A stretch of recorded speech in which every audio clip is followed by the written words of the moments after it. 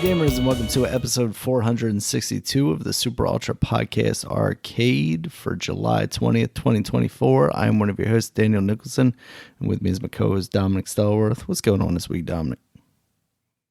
Not much, man. Just waiting for the summer to be over, man. That's what I'm waiting for, man. It's going down a little bit this weekend, but it seems like it's going to shoot right back up, so... Yeah, it did, man. It did. We actually had a pretty okay these last 3 days, maybe. But man, this is it's been. I hate that change, man. I hate when it's too hot, and then, I like it when it goes down, but I just wish it stay down. But yeah, I just hate summer. That's just what it is. I just hate the sun. Let's block it out. We haven't learned exactly. that that's a bad idea from any cartoon shows at any point in time. But see, that's the thing. It's like it's not even just the sun. It's all just the earth and humidity, and the heat. Yeah. And I feel bad for those. Like I don't know what's going down in Houston now or that area. Yeah. People were out of power down there, man, and that freaking sucks. It's also weird. Like, it's not weird.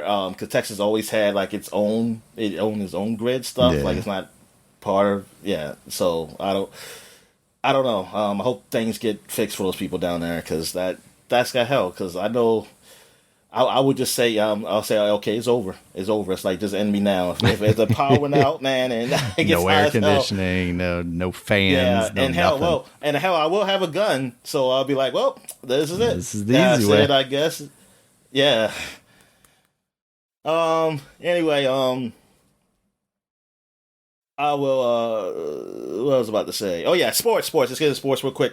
All-Star game happened, everything. Orioles did not get swept by the Yankees, thank God. They did win with the walk-off by Cedric Mullins, so happy. The All-Star game, the American League did win. Home run derby, unfortunately for me, the Oriole didn't win. Gunnar Henderson, and he got put out the first round. He had the least amount of home runs, so that was unfortunate. They did change the rules so that it's not head-to-head, that it is the top four who will go to the next round. Wish they did that last year because then we would have had Adley Rutschman in the second round. But I'm glad they changed those rules because, the idea of going head-to-head is cool because you're like going against somebody, but then it's like, man, if the two head-to-heads have a lot of home runs, it's like, oh, that guy should have gone to the second round. He's better. He did better than the other guys. I just watched the first round then, because like all I cared was about Gunnar Henderson once he was out, and he was the last one to go up because he had the most home runs out of the people who were there during the season. He was the last one to go, and so I watched everybody, and then I saw him, and then he was out, so I was like, well, I'm done, and so. The guy who won, I believe, is Teoscar Hernandez from the Dodgers. So he went. Now the people with the most home runs didn't go, like Judge and Shohei Ohtani. Shohei Ohtani, he technically has an injury because that's why he's not able to pitch. He's just able to hit. So it just feels like he don't want to go for the home run derby. So he said he wants to do it next year. Judge, I don't know why Judge said no, but a guy who won it 2 times already, he didn't win. Alonso, he was there. He was trying to be 3 like Ken Griffey was. And Ken Griffey rules, I didn't remember the rules, but Ken Griffey did it. They only got 10 swings, so you had to hit.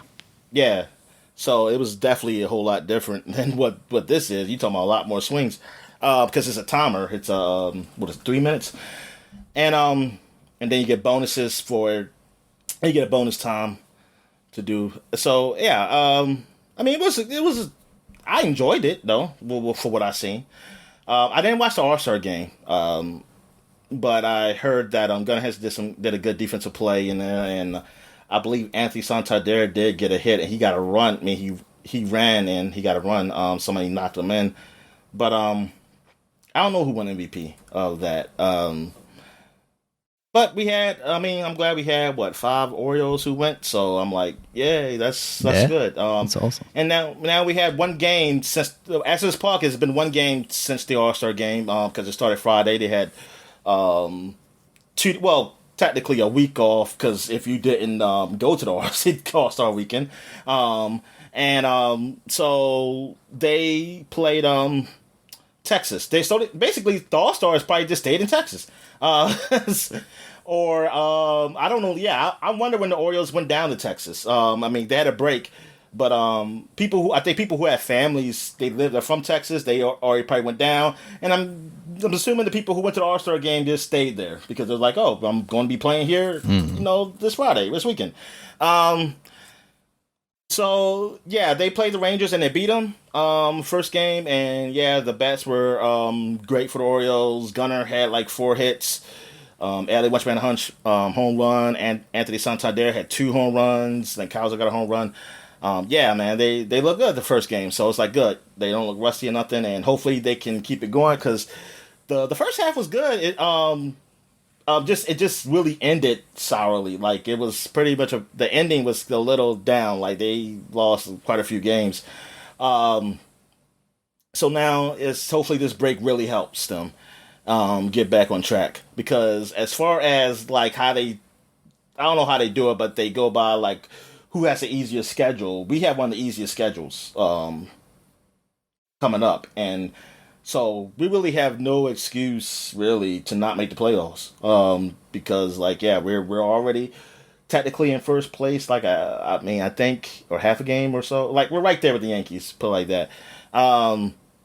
So we should make the playoffs. I know people say, oh, but making the playoffs, but we got to win. See, that's true.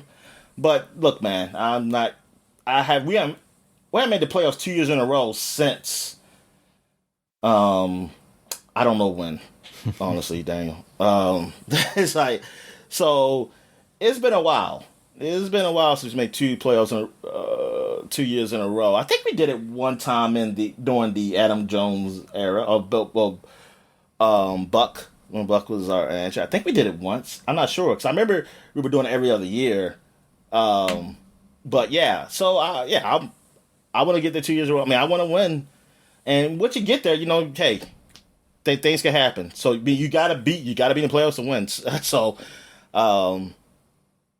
yeah, man, just enjoying this season, and football's around the corner, man. You got college football, NFL. Yeah, man, it's just a great time for sports fans out there, man. Um, and the Olympics are coming up. Shucks, the Olympics are like just around the corner. Yeah. So yeah, we got that going on.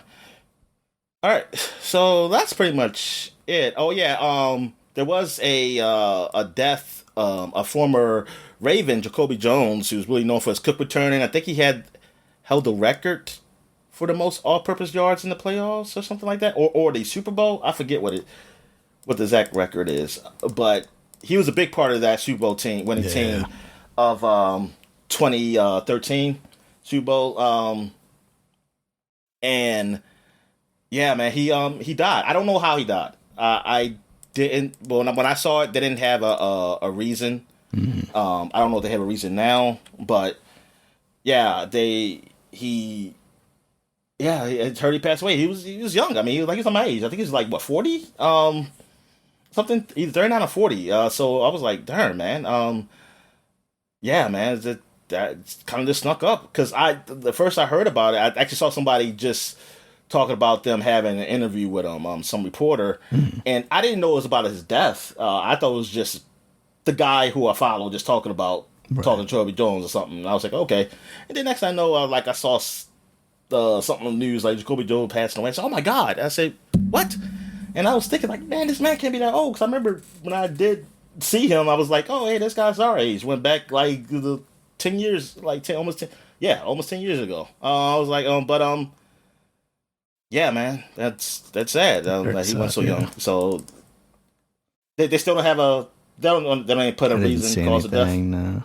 Yeah, so they either keep it close or I don't know, but I hope it's nothing if it's on disease something, it's unfortunate. I just hope it's nothing like suicide or nothing, or drugs. I really hope it's nothing like that happened. And if it is, if it's CTE or something, I'll be, oh man, that shit's serious. But hell, I don't know. But yeah, it's all speculative. So right now we just know he's died, and yeah, sad to see him go. Yeah, so that's it. That's all I have for sports, really. So you got anything? No, nothing for wrestling this week. Nothing too interesting happened. Okay. Cool. So we can go. Well, Hulk Hogan was at the the RNC. Does that count? Yeah. So yeah. So he was there. Representing his people. Yeah, that's good. All right. So I guess we get into what we're watching. So you want to go ahead? Kick it off since you've been talking. Yeah. First up, watch Moneyball. That's a pretty old movie at this point, but I was telling you after watching the Gran Turismo movie and having sort of missed out on Rush and Ford versus Ferrari being on the streaming services that I had, and looking at my Netflix list and seeing a whole bunch of stuff that I've been wanting to watch. Meanwhile, I felt like I was kind of like in between shows. So I started looking through my list, and they had Moneyball is leaving soon. So I was like, you know what? Let me take this opportunity and start watching this now. And just surprise, surprise, it's a very good movie. Brad Pitt playing Billy Beane, the general manager of the Oakland A's back in the day, right after Giambi left. Man, they're about to go to Sacramento this year, man. Next year. I'm sorry, next year. It's the last time going to be in Oakland, and then I guess they're going to be in Sacramento for God knows how long until they get that place fixed up in Vegas or whatever happens in Vegas. I don't know. Yeah, that's so crazy. That sucks. Yeah. And it's just it was really well acted movie. Of course, you've got Brad Pitt, you've got Jonah Hill, and a whole bunch of other guys just doing a great job. Chris Pratt's in there, and which we call it. He was unknown then. Chris Pratt. Yeah. I heard the voice and I was like, wait a second. And then I was like, oh yeah, I forgot he was in this movie. But basically telling the story about how, the Oakland A's, they lost all their star players and they were trying to piece things together with a very low budget, and they figured out they can basically use the algorithm to decide what players to play. Also, the person that I was surprised to see in that movie was Philip Seymour Hoffman. He played the head coach, and I think it's been a while since I've seen a movie with Philip Seymour Hoffman. And obviously because he's passed away, but like even having seen, I haven't seen an older movie where he was in it in quite a while, so it was kind of surprising to see. That man had some range, man. He really did. Yeah, think about it. He had some range because he played in some funny movies, man. That that the type of movies he played in, you just wouldn't think like, wait, he played in this movie, but he was all serious in here, and yeah man, he played some different parts, and man, it's just unfortunate, man. That damn man, don't do drugs, people. Yes, absolutely. Do drugs. Or do the fun ones. Do the ones that don't take lives. And don't drive when you do them. Yeah, so the fantastic movie, though. I think it's great. If you haven't seen it, highly recommended. And yeah, because I vaguely remember that stuff when I was younger, too, kind of seeing all that stuff go down at the time. Because obviously... Yeah, because I was watching baseball then when they did that. And I remember, like, that story. I mean, not like exactly how they did it, just that the A's, they're a surprise team. And, man, I was so root because I watched that playoff when they were playing against Yankees. I was rooting for them to beat the Yankees. Absolutely. I was like, yes, they're up 2-0. Then they lost the next 3. And I was like, God fucking damn it. I said it was fixed. It's fixed.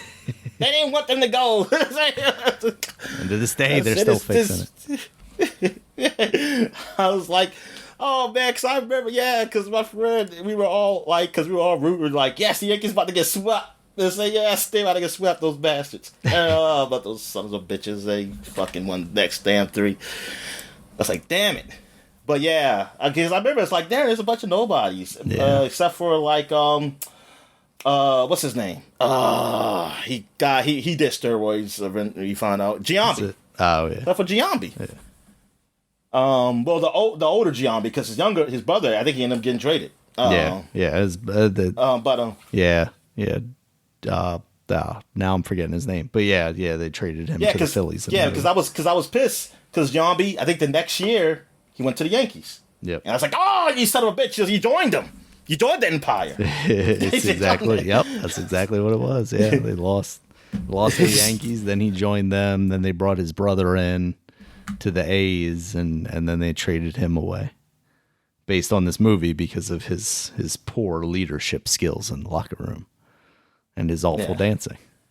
It's so funny when Brad Pitt finally decides like he's got to interact with the team because, up to that point he's like, I'm trying to stay away from the team so it's easier to make these cuts and these trades and all this stuff.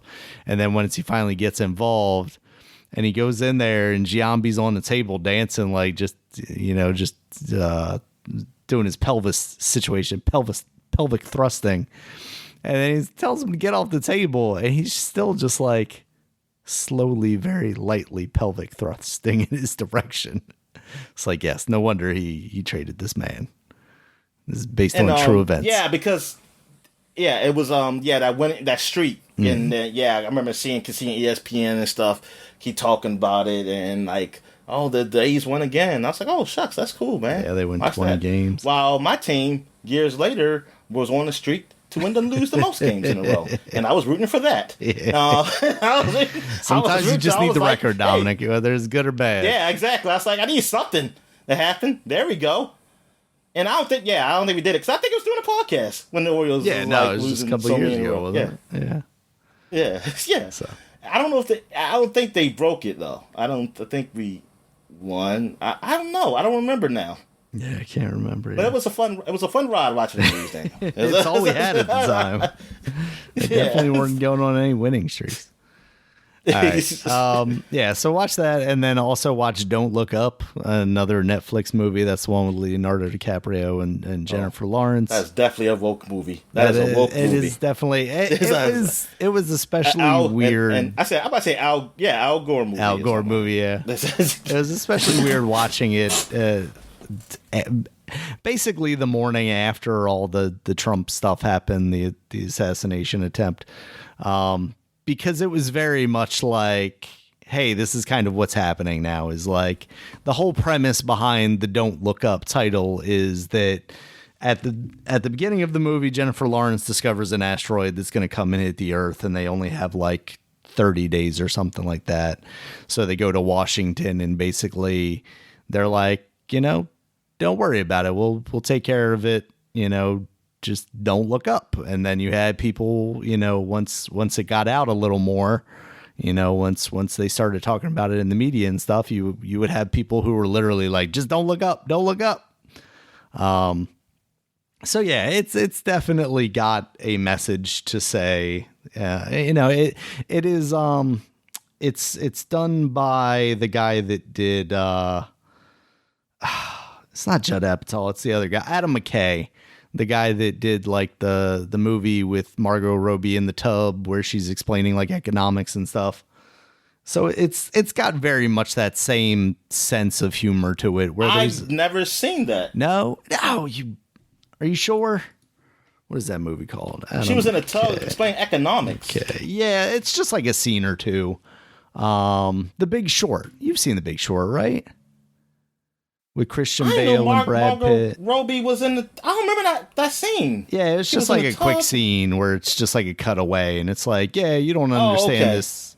You don't understand this concept, so here's Margot Robbie in the tub telling you. Oh, okay. Yeah. Okay, The Big Short. Okay, so yeah, he did that movie. Yeah, it definitely. Then I definitely understand. Yeah, what this movie's about. Yeah, it's that style where he's explaining kind of a serious situation, but in a relatively lighthearted manner. Yeah. So I would recommend it. Asteroid, but is the asteroid a symbolism though of? Is it climate change or? I mean, it's effectively a symbol for anything that could be bad for the country, you know, and our kind of willful ignorance to ignore the reality of things. So yeah, it very much can be, you know, climate change, but in a much smaller, not scale, but like timeline, a much shorter timeline. Yeah, timeline. Yeah. Because it's coming fast. That day's coming a lot faster than they've got, you know, mere days away. Than seeing dead polar bears on the shores. Exactly. Yeah, so I recommend this movie too. I think it was good. You know, we were talking between ourselves before recording last week about this movie and whether it was actually like a good movie or not. Because like on Rotten Tomatoes and stuff, it's got maybe like a 70 something or something like that. But I would probably put it higher than that. I don't know if that score is affected by, you know, people's views or whatnot. Liberal bias. Yeah. Liberal bias. But I think just from a movie standpoint, it's quite entertaining. It's not quite as lighthearted as like Veep, but there's definitely like shades of Veep as well with the president in this. Yeah. And Jonah Hill. Yeah, I mean, it looked like it could be funny. Yeah, it is. And for a Netflix movie, because this is like something you could just watch on Netflix. But then again, if COVID didn't happen, would this movie have still been just on Netflix? That's a good question. Like from the start. You know, that's definitely a good question. Especially, I mean, you've got two very large actors in there with Leonardo DiCaprio and Jennifer Lawrence. Yeah.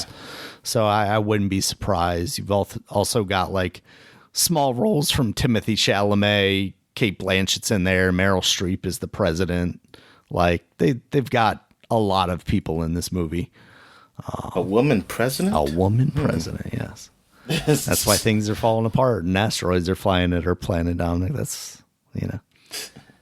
But yeah, so I would recommend it. If you've got Netflix, check it out. It's worth giving it a shot.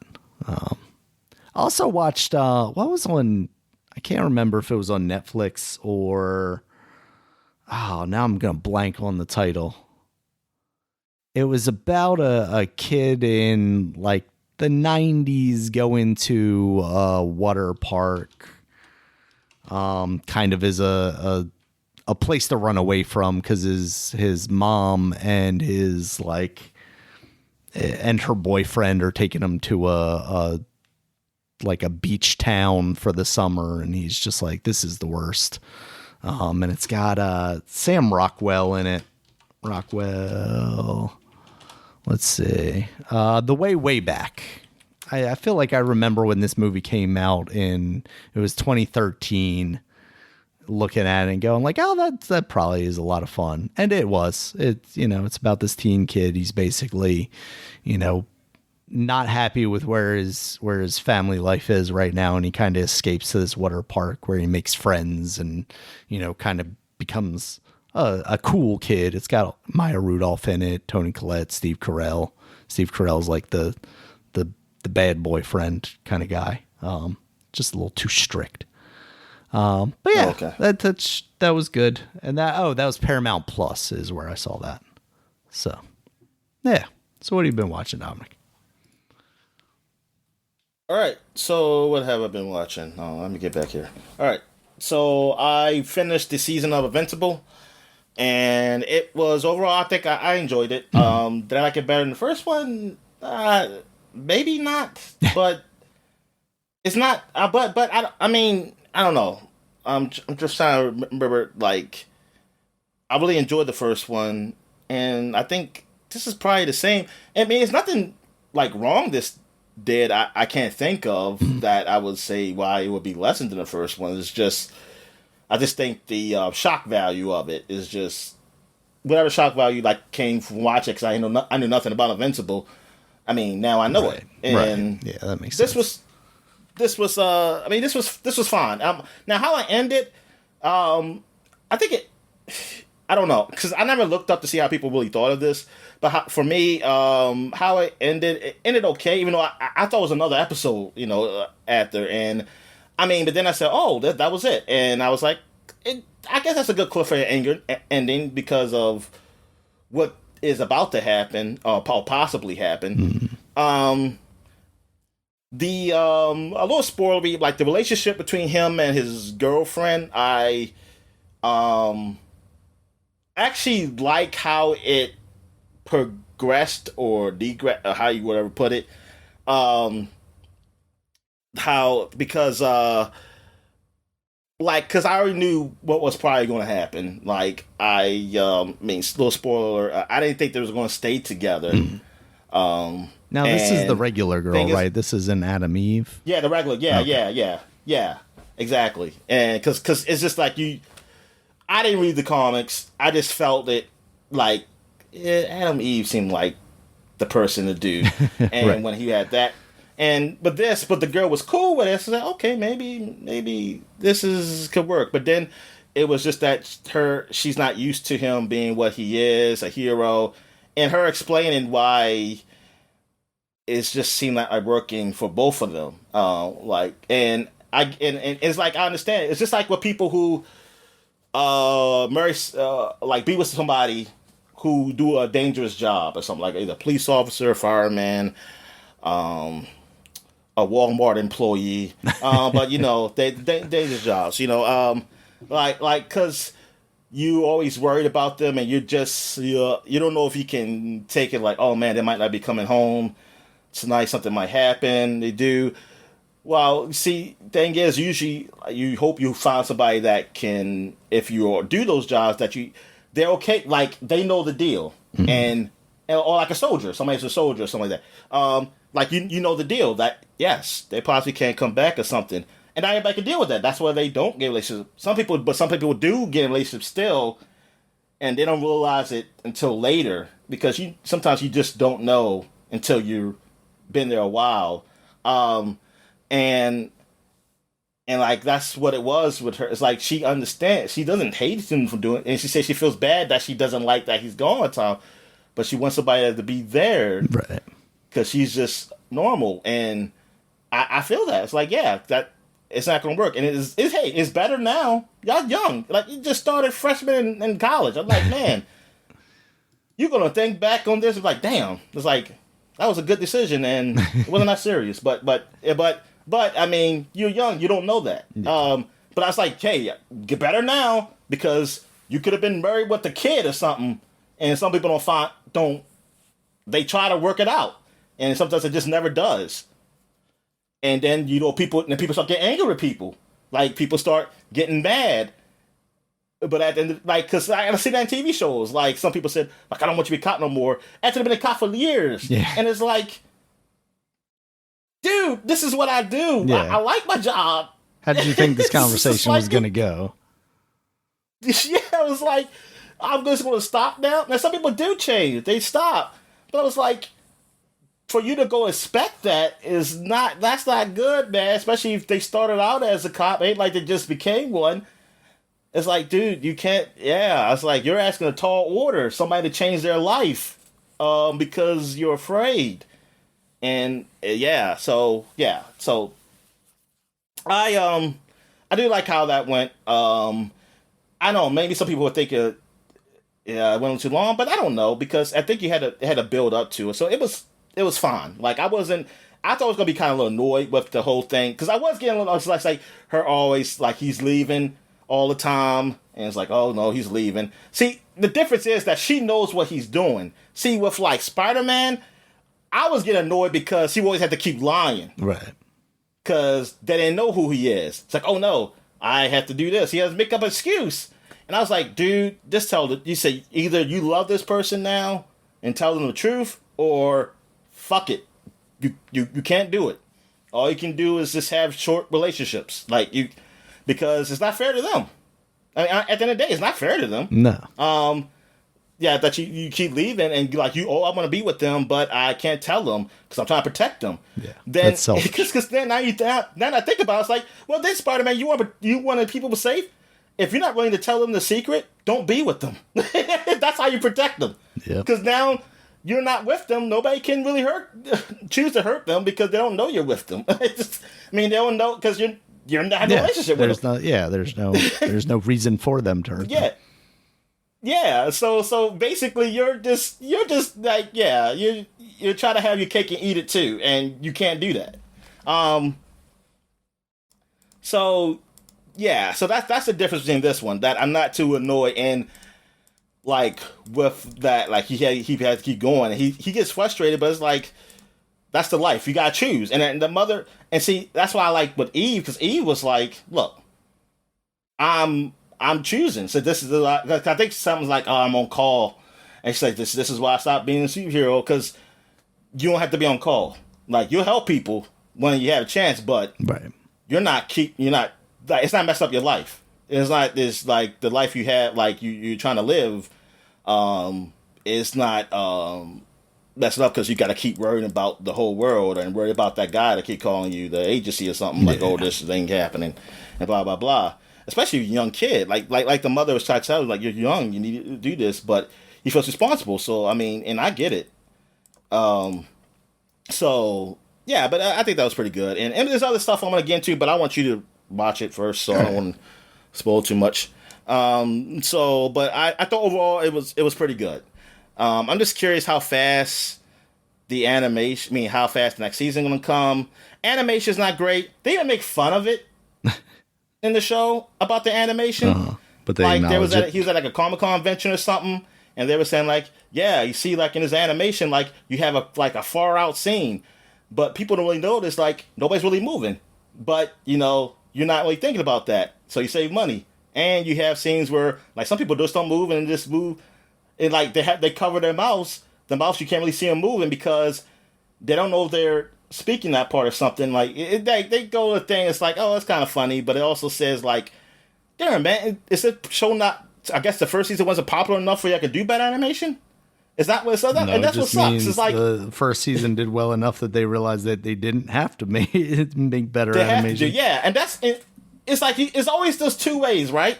It's always the two ways. So it's like you're damned if you do, damned if you don't. Yeah. Like, basically, it's almost saying, like, you're not getting better in animation, no matter what. If the show suck, we're not doing another show. If the show's great, we're doing it, and we're still saving money. All right. Also watched Mortal Kombat Battle of the Realms, I think it's called. That's the second Mortal Kombat movie, newer movies, cartoon movies. I enjoyed it. I enjoyed it. Actually, did I see the very end of this movie? You know what? I don't know if I saw the very end. Not yet. So you didn't enjoy it. But so far, I don't know about the ending, but so far I enjoyed it throughout. It is a continuation from the first one. This is because if you saw the first one, it ends with them winning Mortal Kombat, but still not facing Shao Kahn yet, because it was what's his name? What's his name for the first game? The guy who can change the people. Why am I blanking on his name? Shang Tsung. Shang Tsung, yeah, because they fought Shang Tsung, and then, but he went back to Outworld and stuff, and now it's the battle for the realms. Now it's like because Outworld wants to root everything, and Shinnok is also behind the scenes and stuff because he wants to destroy everything from Mortal Kombat 10, I think that is. So it's like a combination of Mortal Kombat 10. Somewhat, but it's a little different stories with that, but it was cool. Like you saw the new Sub-Zero. Now he's basically getting revenge for his brother being killed. Jax has his arms in this one because he had normal arms in the first one, and now he got his new arms. You see Stryker is in this one. You see some of the Outward people like Jade. I saw the Bug Lady. So yeah, I mean, it was all right. I mean, I enjoyed it. So they got pretty good characters in there. If they've got like Devora, the Bug Lady, yeah, because it's kind of the story of mixed with Mortal Kombat 9 and 10. It's kind of because like I said, Shinnok is like in there too, and so he was the main bad in 10. And so and Raiden, I think he turned to immortal, and I thought when he became immortal he still could use electricity. That was just like a power, and he just still can. He just could die, but I ain't seen electricity no more. And I was like, oh, I said, well, that sucks. You didn't think this because I don't know what he can do. Because I was like, so his move, all he can do is just that, like, what, shoot. He did do that forward the flying slam thing yeah. where he's like flying. Yeah. But I was like, darn. That kind of just takes away from what he is. Because I was like, come on, man, Johnny Cage can still do that kick thing. Yeah. And I was like, come on. I mean, you could have had him still use electricity. He just could die. He can bleed now. But yeah, it was all right movie. Also watched Super Sons, these Batman, Superman, Super Sons, or whatever it's called. DC Super Sons. I don't know what the full title is, but it's the cartoon. It's the cartoon movie of like Batman's and Superman's son, and that was pretty good. I actually liked it. I enjoyed the show. It was pretty funny. With them is like how Damian like is all basically serious and stuff like that, and Superboy he's really like a kid, and because Damian was raised by Ra's al Ghul and them, so he's definitely his childhood has been really taken away, and he does act like a child. So it's like cool that with him with Superman's son John, because he does want that, like, it's like Damian wants that friendship stuff, but he just doesn't know, like, how to react. Because he was trying, it's like in this story, he's trying to join the Teen Titans, but they didn't accept him because he's not a team player or something. Mm-hmm. And he was upset, but he would just say, like, what? I said, I was just only joining you guys because my dad asked. It's like, I didn't need you, or something like that. It's like, But it was a good movie, man. It's on HBO Max. They took a lot of those movies out of HBO Max. Now I'm even hearing it going back separate again. Oh, really? Discovery, a rumor that Discovery and Warner Brothers is separating again, and it's like, what the hell? It's I don't know what the hell's going on over there. They definitely don't either. And that's it. I guess we could talk about, the dragon. What's it called? House of Dragons. House of the Dragon. Because I finally caught up on them. I watched the 3 episodes. And yeah, it's all right. That one action. Well, they had the battle in there, the action-packed episode. Spoiler alert. I'm just gonna go right to it. Like dealing with what the king, the current king ain't gone, him going in and mess up the plans and going to the fight, and and then his brother taking advantage of that situation. Yep. Like he just like all you can say is like, hey, I was just trying to save him, but my dragon just caught him on fire. It was just, it was her. It was her. It's always either her or it's just it's a mistake. You either cover his ass on either one, so he could be king. And yeah, it was kind of funny that his mother was talking about how she should rule. Yeah. And like he should deal with the military, because it's like, wait a minute, that's the whole point. We didn't pick Rhaenyra to be queen. Well, it wasn't we don't really have an argument if we decide to go with you. Yeah, because the whole thing with Rhaenyra wasn't that she was going to be she was just a bad queen. Yeah, it was because of tradition. Yeah, that's what it was. So it was like, this wouldn't make sense for that to be. So. Yeah, and as I was saying, it's like because then we wouldn't be in the situation they're in if that was the case. Mm-hmm. She would be queen, and that would be it. But yeah, so that was interesting, and almost seeing how like she's basically seeing is it a mistake that all this happened? Mm-hmm. Like you always see it with her father, grandfather to those kids, like putting him out. And then now I will say that the brother, he is smarter. He actually does. he actually he reads and learns and stuff, and he knows stuff. He knows shit. He straight disrespected him in Old Valerian or whatever. Yeah, exactly. That guy could. You know what? I was just trying to think. The way he spoke Valerian, was it like he barely could speak it? Yeah, basically the way Aegon was speaking it was basically like a child, like broken broken Valerian, basically. Like you just like you're like that's your second language. So that was pretty. Yeah, that. Oh man. So I mean, I say that, but the whole, like somebody said, like the HBO's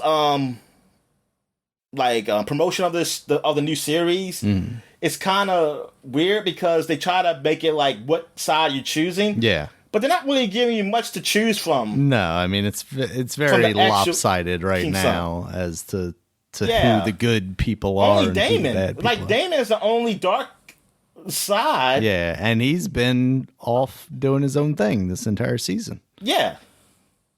So you don't even necessarily associate like, this stuff him is not even in the book.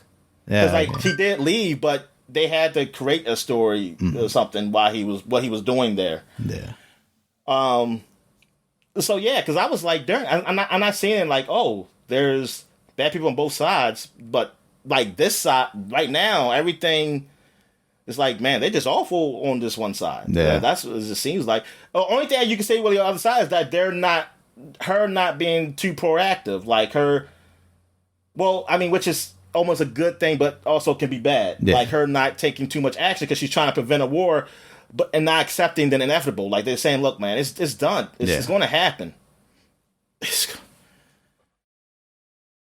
I mean, ideally, yes, you want to prevent a war, but like whatchamacallit says, like, are you going to step down from being queen, trying to be queen? Because it seems like if they're not willing to step down, it's going to be a war.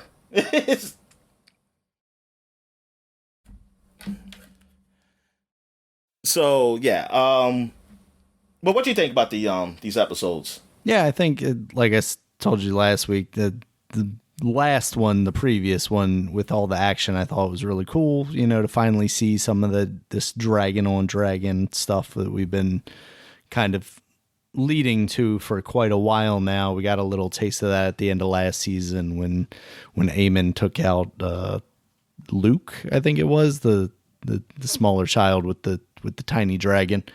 Yeah. And then this latest episode was kind of back to the games and the politics of it all. Seeing Aegon come back all burnt up, but seemingly still alive.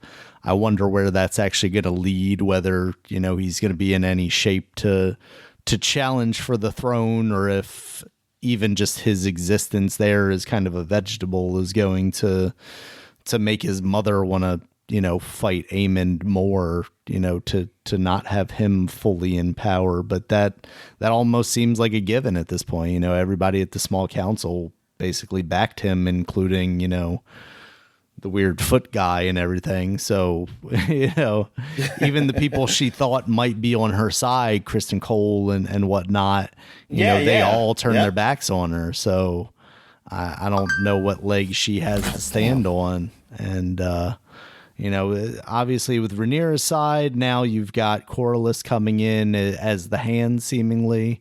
I hope he can kind of get them back in shape and maybe progress what they're trying to do here. I don't know. Maybe they can even get Daemon back on board now that they're sending people up there to basically, like, he's not answering the Ravens. We got to actually send somebody to talk to him.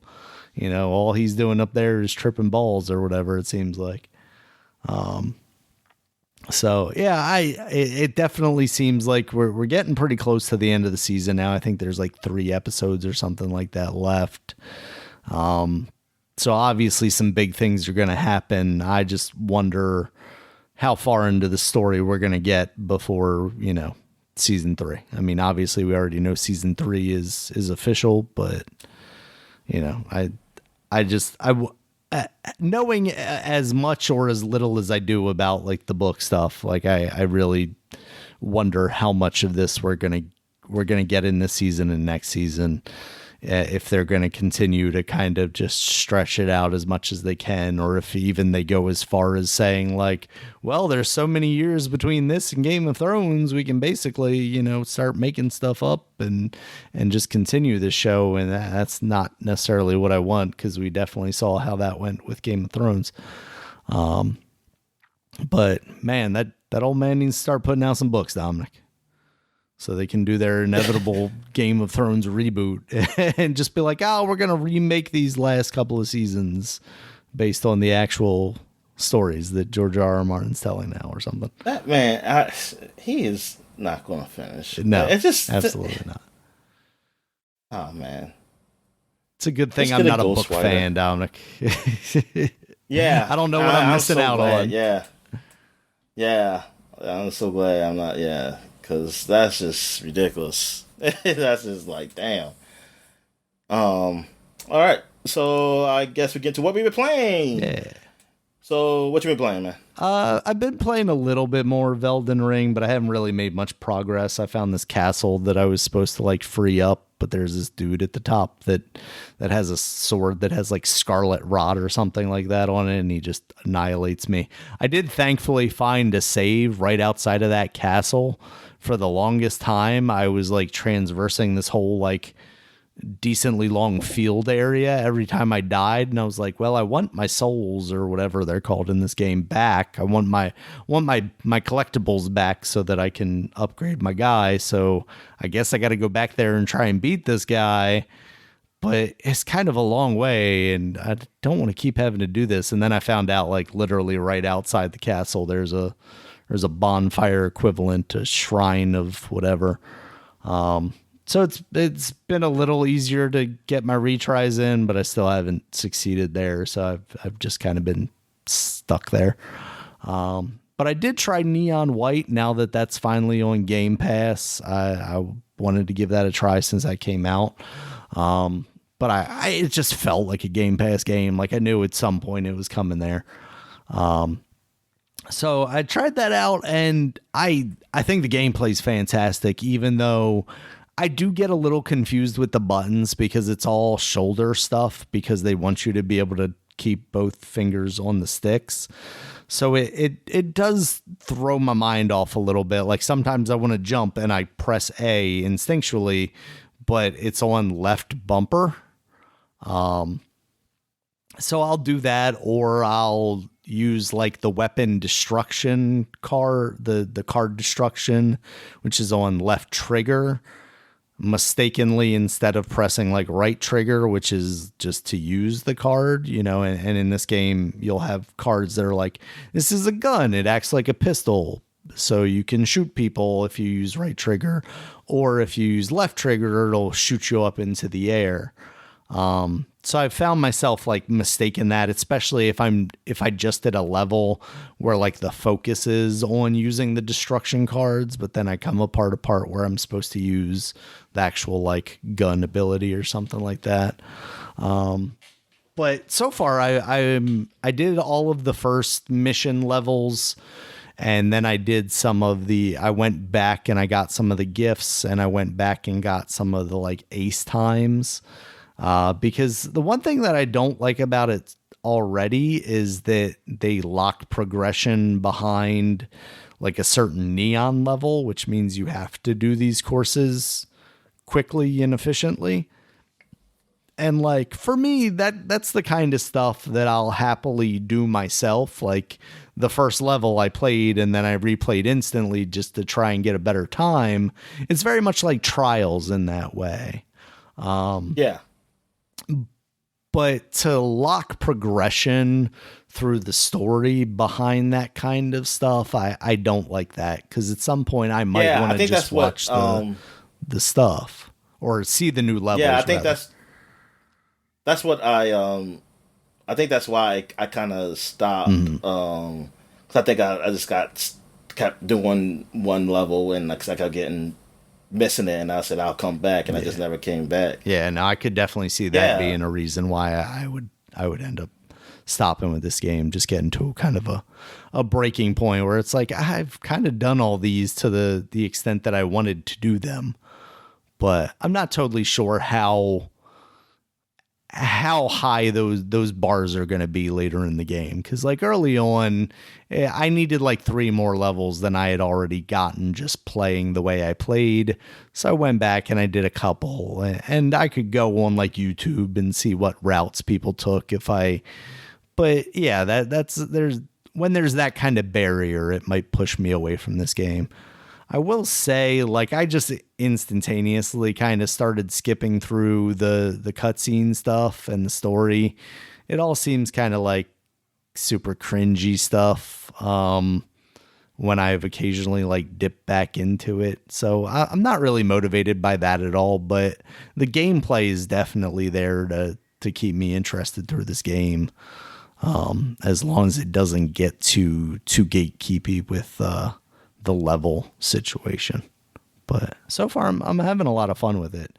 It's just really the only thing I'm struggling with is kind of the controls, and I don't know, I'd have to look and see if I could remap those, but I'm not sure that I would want to, because I get their intention. Like, they want you to be able to do all the stuff while keeping both fingers on the trigger. Honestly, I would be interested to see how this game plays with mouse and keyboard more than anything. I think that might be a better way to play this game, since some of the stuff is not necessarily precise aiming, but I feel like a more precise control scheme would definitely help you with some quicker times.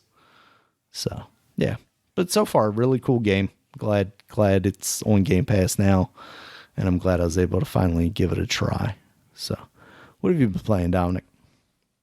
All right, so I played Kunitsu-Gami, Path of the Goddess, that just came out, and it's on Game Pass.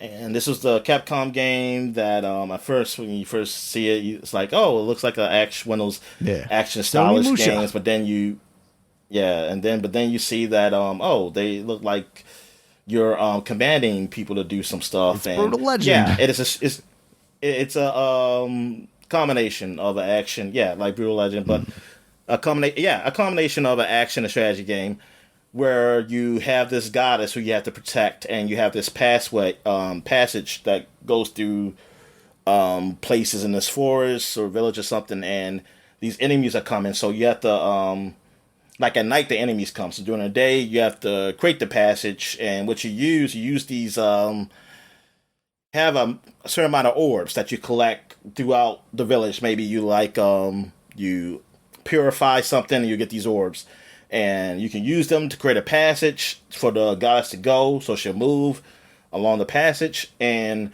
so you have a limited amount of orbs. You get more orbs when you kill enemies and things of that nature, or you can use those orbs or whatever to help some of the villagers, to give them abilities to help you, and then you could command them to be placed somewhere on that stage to when the enemies come. So it's almost like a tower defense kind of thing going on here. She moves along the path, and then she stops when it's night, and then the enemies start coming, and that's when you have to defend her. You got like these action buttons. I think you get like, even after you kill some enemies, you can do some special ability.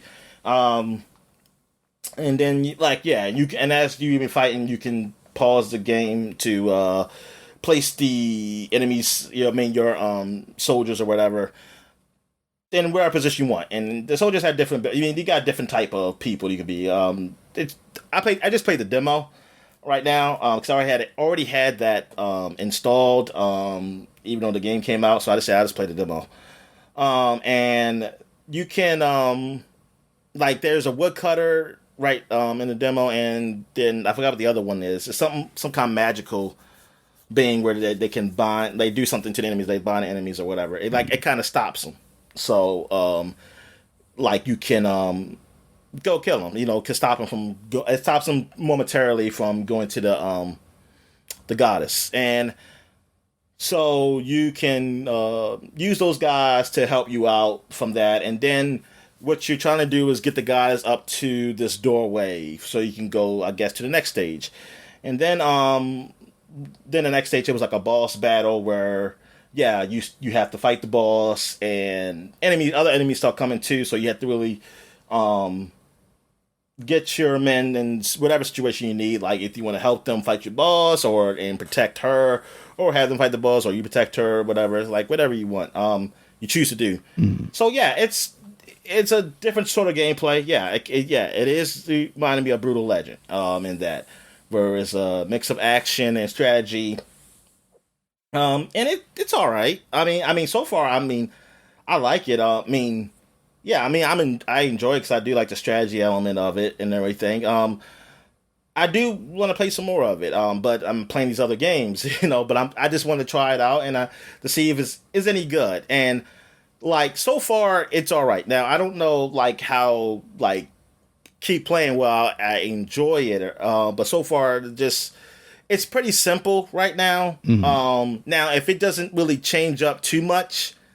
Like, if it just stays like what it is now, then yes, I won't think it's that great a game. I'll think it's still. I'm hoping there's something as you progress through the game that will change it up and make it more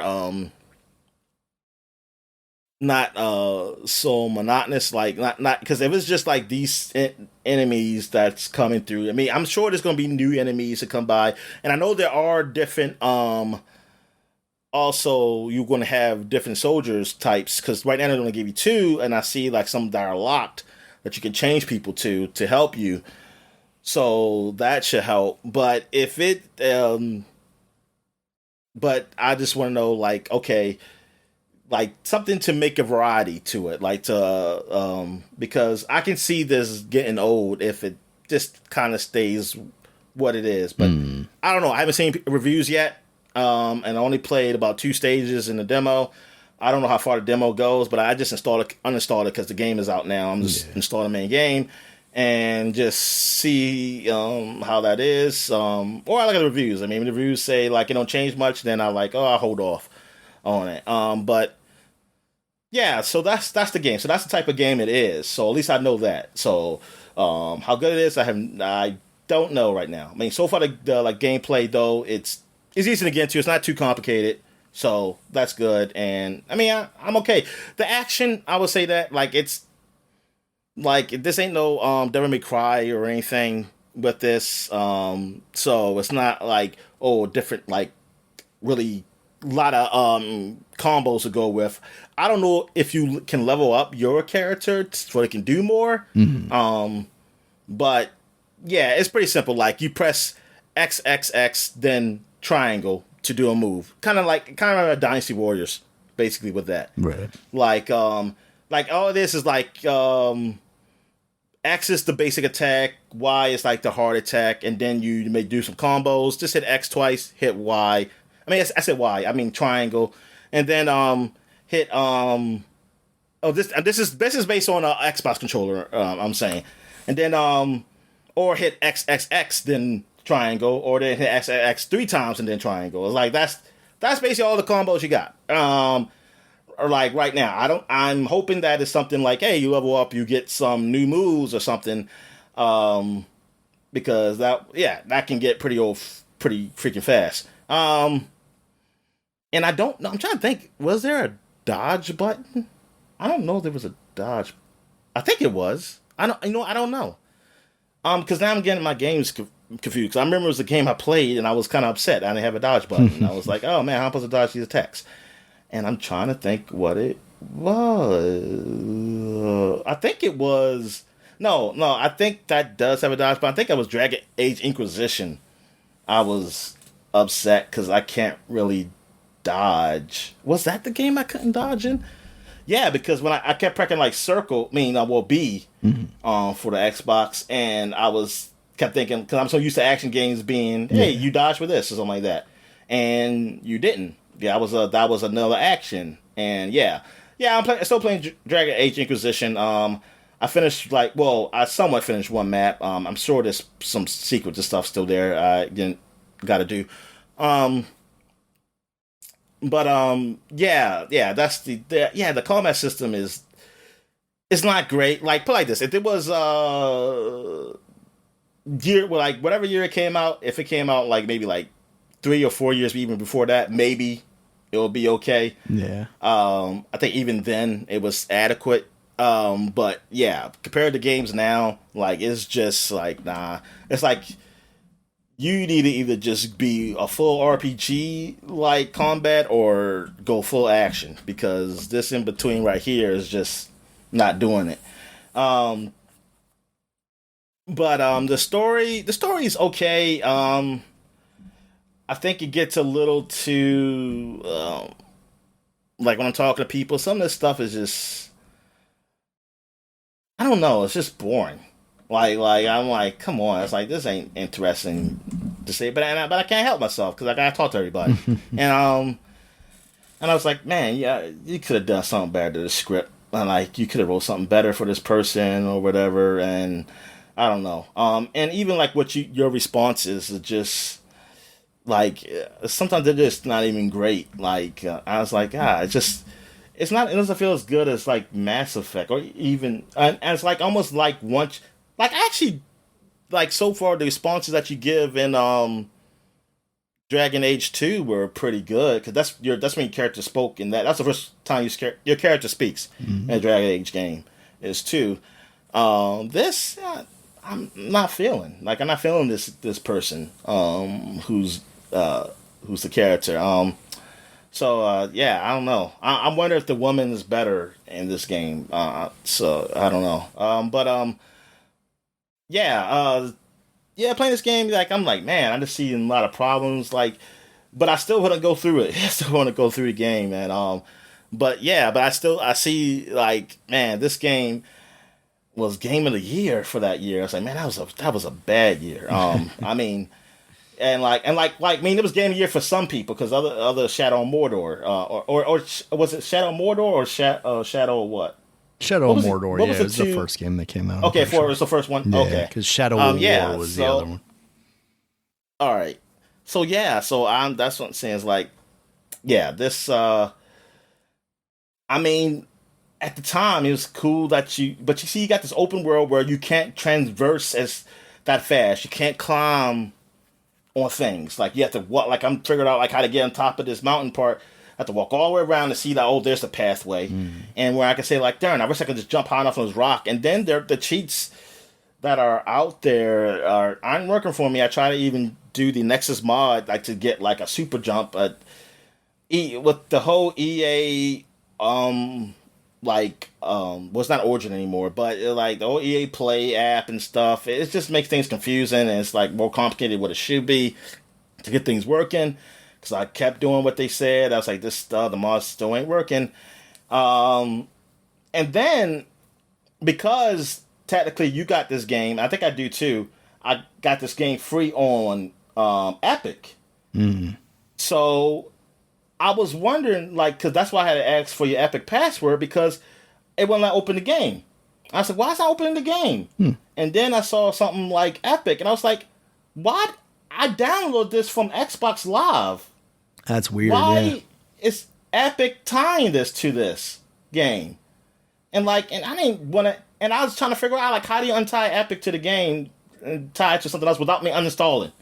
And I was like, I'm not uninstalling this game. So I just said, fuck it. I just have to do it with Epic. and you know what's even worse is that you open Epic and you have to open EA Play. And it's like, what the F, man?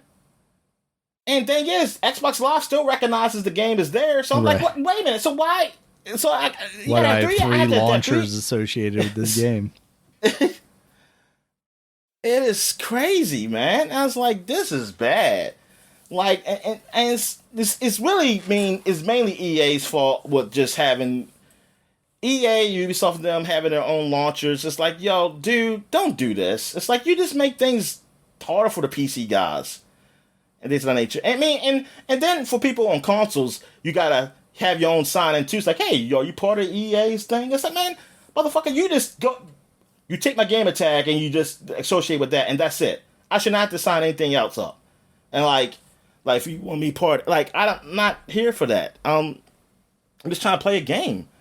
Yeah, so I hate going through that shit. But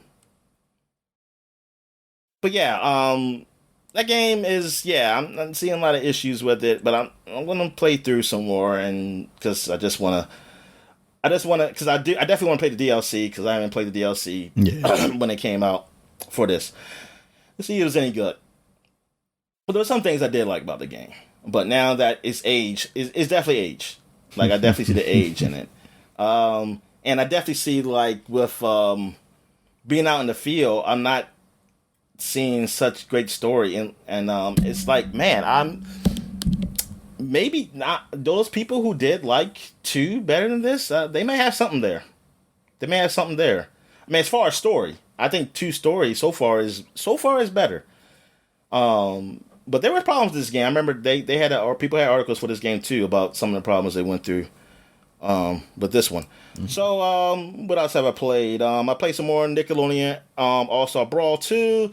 Yeah, the single player is almost like a rogue-like kind of thing because you go through these stages, then you fight a boss, and if you lose, you start from the beginning, but you have, you can level up and you have whatever abilities that you have achieved, and then you can switch. What you collect characters on the way too, because different characters is random. Like that's why I got Katara from the second Avatar. Well, it's not Last Airbender. And then I got who else? I got this girl. It's a show I never watched. She has a guitar, and she's not the main character. I think she might be maybe I don't know if she's a bad guy in that show. I have no idea where she's from, honestly. Oh, weird. I don't know if she's from the Ghost Boy show, or something else. Yeah, I don't know. I mean, she looked like a Danny Phantom character. I don't know if she's from the Fairly Odd Parents. I have no idea. She could, maybe that's his sister. Does he have a sister? I'm not sure. I can't remember.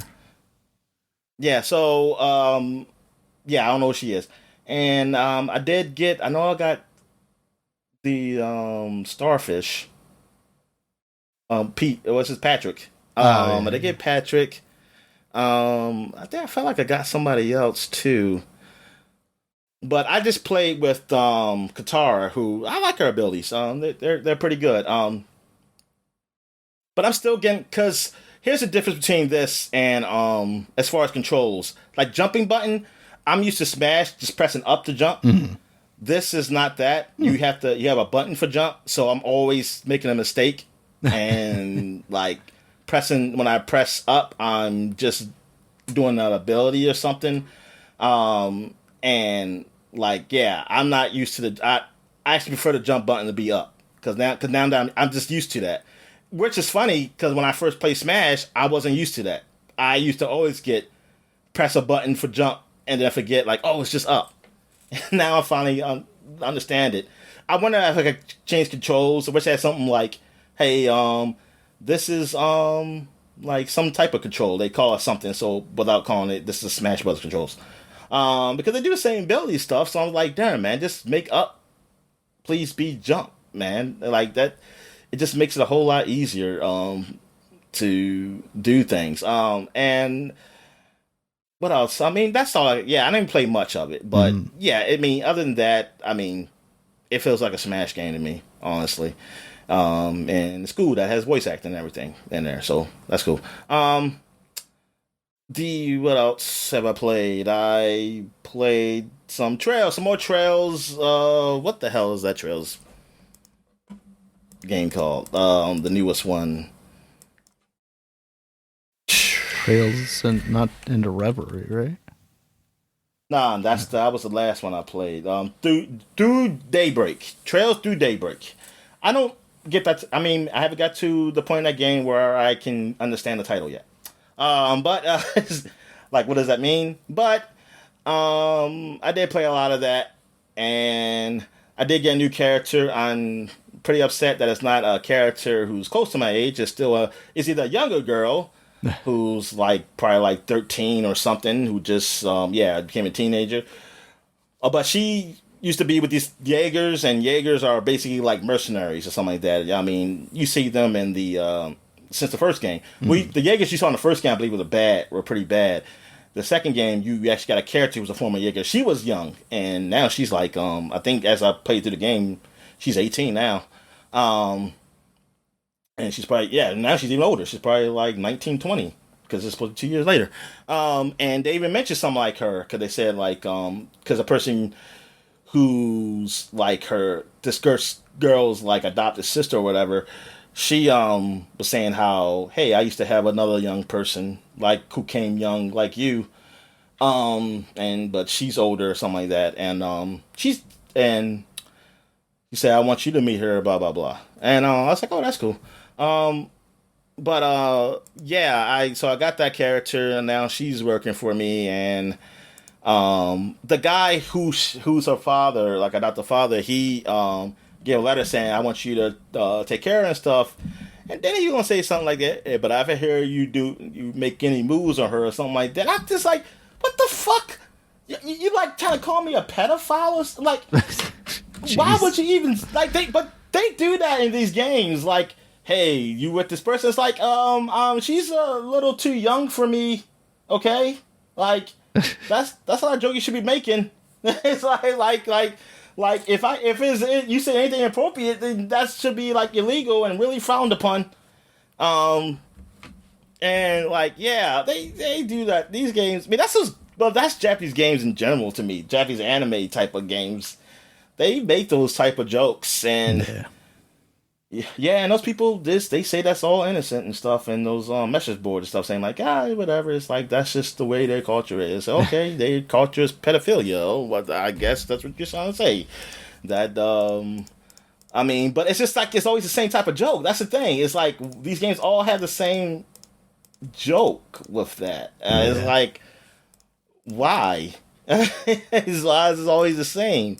But anyway, so I got her. I'm trying to wait till I get a character who's like older like me. It's like, god damn, because they do say, it's like all the games always have something like, oh, you can be in a relationship with somebody or something like that. And I think in this game you have that too. But I was like, okay, the two people I have are pretty too young, so I'm definitely not going to be them. It's like, and I swear, if they make it so you can, it's God fucking weird ass shit. Yeah. So right now I'm still at the beginning, but I think it's like chapter 2. I'm in chapter 2 now. So, yeah, because we went to a new town and everything, and now like technology progresses in this world fast because in the first game, which is not actually that long ago. Mm-hmm.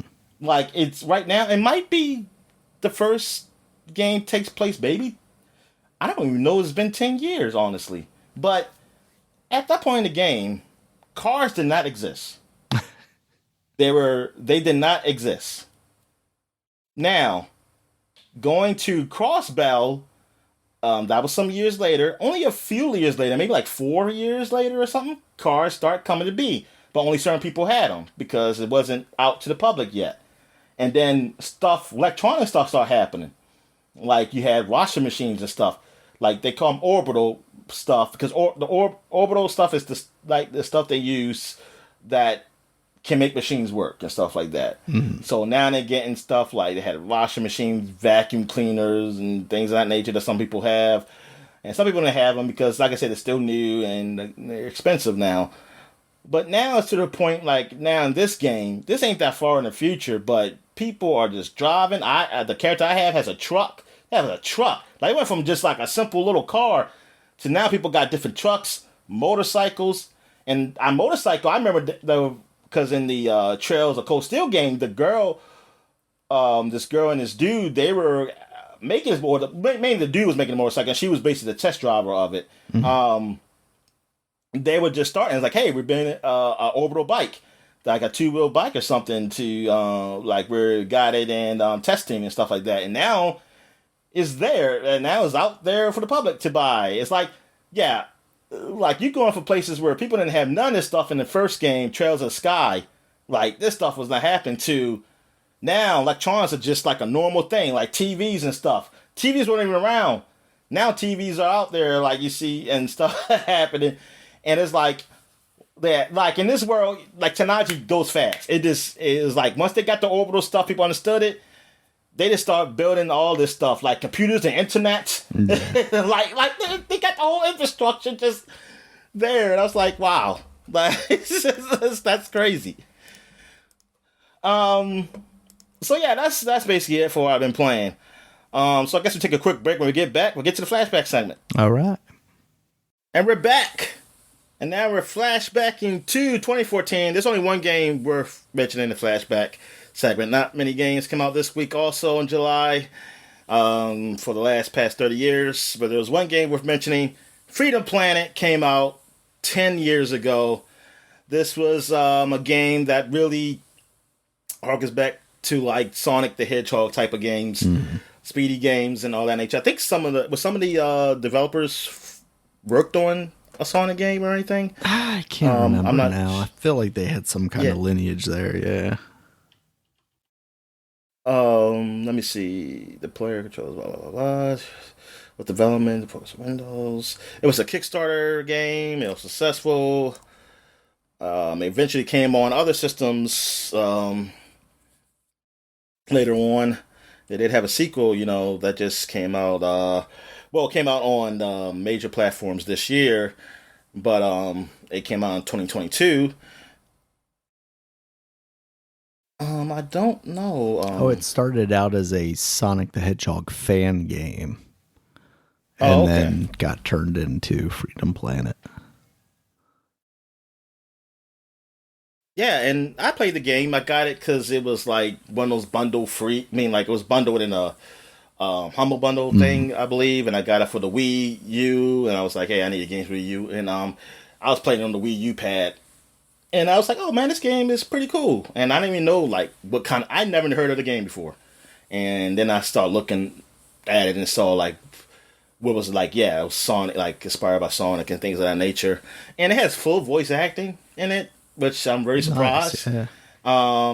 It's pretty funny. And the gameplay, it feels weird sometimes, like it's kind of loose and fast, but it does have a difficulty where you can make it a whole lot easier so that you really can't get hurt sometimes. Like they get difficulty where you really don't get hurt. So you can just kind of play around the stage a bit and everything, and which is pretty cool. But it was fun. I really liked it. And I couldn't wait for 2, but 2 just took so long to come out. It almost 10 years. Like 2022 is when it finally come out, because I had played this game late, honestly, and I was like waiting. So I was like, oh, so 2. I saw a trailer for 2. Like it was like a teaser trailer. And then it had like a little like demo you can play, but yeah, it just took forever. And I don't know how many people. I was wondering, like, how many people worked on this game? Like maybe it's not that many people. Maybe it takes so long. I don't know. But yeah, it was pretty awesome. You chose between 2 characters, a cat and a cat-looking alien, and I don't know what the other one is called. She's supposed to be a dragon. Okay, she don't look like your traditional dragon. I can tell you that right now, because if you looked at her, you wouldn't think dragon. But that's what they said she is. She's the main character really, and her partner is this cat on a motorcycle, and the cat with the motorcycle, she actually rides the motorcycle. Like you have her, and I think she can get off of it and stuff like it. It's so weird, but it's crazy because I never finished the game with her. I finished the game with the other character, but yeah, I liked it. I actually enjoyed the game. I thought it was pretty cool. All right, so that's it for the flashback segment. So we're just gonna go right into the gaming news, man. So what's going on in the gaming world? All right, Dominic. Not much, honestly. There are a couple of things though. Starfy, the previously Japanese-only Game Boy Advance games have made their way to the Nintendo Online service. They are still in full Japanese though. They're mostly platformers, so it's not too detrimental to the experience, but I will say, having played a very tiny bit at the beginning of Starfy 1, the first one, it is kind of like, I wish I knew what was actually happening here. So this very much feels like, hey, we did this for the Japanese region and might as well put out some more content on the American store while it's there. It's also very niche. These are games that I've heard in the past about, spoken pretty positively about, but obviously never having come over to the Americas and never getting official ports with English language, never really gotten a chance to try them. So I just wish, like, I wonder if there are fan translations like there are for some things like Mother 3 or something like that for this game.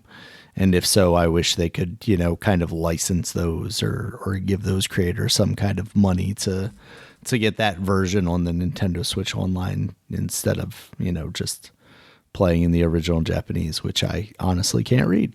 It seems like that would be Black cool. Bell said sue them for even doing that and said, we won't sue you if you just let us have this. Yeah, there you go. Exactly. Yeah, you're taking our property, so, Yeah.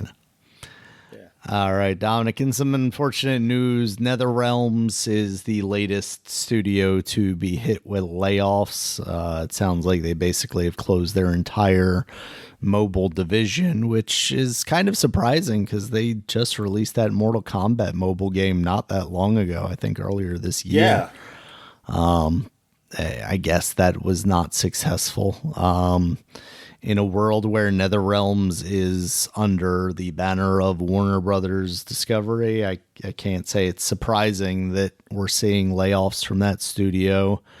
But just having Ed Boon there and having him be the face of Mortal Kombat since basically day one, it always gives this kind of like homegrown vibe to me where it's like, oh, I bet a lot of the people for Mortal Kombat 1 are still there, even though that's probably not necessarily the case. It's probably just him that's really been able to stick around. But because even Tobias isn't around, the other big name from early Mortal Kombat games. So that's unfortunate. Yet again, we're seeing more cuts in the gaming business. Although I did see, and I didn't get a chance to read into this because I just saw it a couple of minutes ago on Reddit, that there was a Bloomberg post, I think, stating that Bethesda Game Studios was actually unionizing, and it wasn't just like the QA. It was like from the quote I saw was from wall to wall. So that would be yeah. I'm surprised you don't have that up there because I didn't realize you had that seen there. that? Okay, so that seems like it's a legitimate thing then. I mean, that's awesome if that's the case, that we're going to start seeing. Yeah, because they put a bigger studios. That was like a long letter thing out there. Mm-hmm. I saw on Twitter that I forgot who retweeted. I think it was Jason Schreier. That sounds right. I can't remember if what I saw was Jason Schreier having posted it or not. Yeah, CWA, the big union. We, a majority of developers at Bethesda Game Studios, Dallas, Rockville, and Austin, are ecstatic to announce the formation of our union with CWA Union. Together as one BGS USA, we advocate for the betterment of every developer at BGS, setting the new standard for our industry. And of course, Microsoft has stated in the past that they would, respect any unions that were to rise. So I believe they have officially acknowledged this. So that is what mob is behind this? What mob is behind this union? Let's see. The Bethesda workers will be members of CWA Local 2108 in Maryland and CWA Local 6215 in Texas. So let's see if we look up CWA Local 2108, if Communication Workers of America. I wonder what affiliations they have from the back in the days, Dominic. Are these moonshine runners? What are we dealing with here? How many people got buried in concrete to make this happen? But yeah, all jokes aside, that's awesome that we're starting to see a very big and well respected, studio start to start down this path. Hopefully, more will follow. I am very interested to see, as a whole, how far unionization can get in game development, because of how much game development is still done in Japan, because that just does not seem like a culture that is necessarily looking for huge employee, protections. I could be wrong about that, but it from the outside looking in, it definitely seems like a place where, like, you are expected to work until you die, and if we are not satisfied by your work, we will put you in a small room by yourself until you either quit or kill yourself. So, yeah. All right, Dominic. And then the last news that I got is GeForce Now streaming is an option on the Xbox. So you can now, in addition to using Xbox's cloud streaming service, use GeForce Now's, which you've stated in the past from your experience is superior. I've definitely seen a lot of people's sentiment online this past week basically state the same thing, especially, if you go for the ultimate tier where you're basically running on a 4090, I could definitely see that being a huge improvement over, running on a cluster that is effectively an Xbox Series X. But it's not even just that. It's just that the cloud is just like playing against over the internet is just better on there. Gotcha. Like, not even just the look of the game. It just input runs latency and things of that nature as well. I gotcha. It always depends on your internet. Yes. Sure. But it feels like from your comparable internets, if in you have ideal conditions, one or the other, it's the GeForce is better. Yeah. I mean, that I think that's just what it is. It's just GeForce is better. Yeah. I was hoping Microsoft would get to that point. Mm-hmm. I mean, shit. I still hope they do, but it does make you wonder if that competition is there. Yeah, if they just say, like, hey, we just we're partnering with these guys, work with them, partner with them guys. But I was like, darn, but like the free tier, you only can play an hour of gaming, and it's a long wait. Sometimes it's a long wait to even just get in. Yeah. To the hour of gaming, and I don't want to have to pay for another service. Yeah. I just which effectively doesn't give you access to any games. It just gives you access to the ability to play the games that you've either bought or own through, Game Pass. And especially because it's also limited, like you were saying before we started recording, you'd like to play Borderlands, but 2K stuff isn't available through this service, which kind of sucks. It's one of those things where it's like, why do they necessarily have to license the game if it's my copy of the game that I bought? If you're just using games that I own, why does there have to be an additional, like, I understand, like, having to, if I'm marketing and saying, hey, like, we can play Borderlands, and post Borderlands everywhere, I would understand why they would want some kind of kickback off of running off of their name, but just giving someone the ability to play that game, it's almost like, should I be giving Radeon or ATI money should they be giving money to, video game companies because I'm going to buy one of their cards to play? It almost doesn't make sense that way. So, maybe there's economics that I'm not thinking about, but it definitely seems kind of anti-consumer. I will say right now they're doing sales on GeForce Now, and it's $5 a month for the priority service or $10 a month for the ultimate service. $5 a month that's all right. It seems pretty reasonable. Yeah, I want that forever. Well, you can like if there was $5, I had to put, like, if there was part of Game Pass, like, say, hey, pay $5 extra, you can GeForce. I said okay. No, instead you're going to pay $5 extra for absolutely nothing. Yeah. Yeah, exactly, exactly.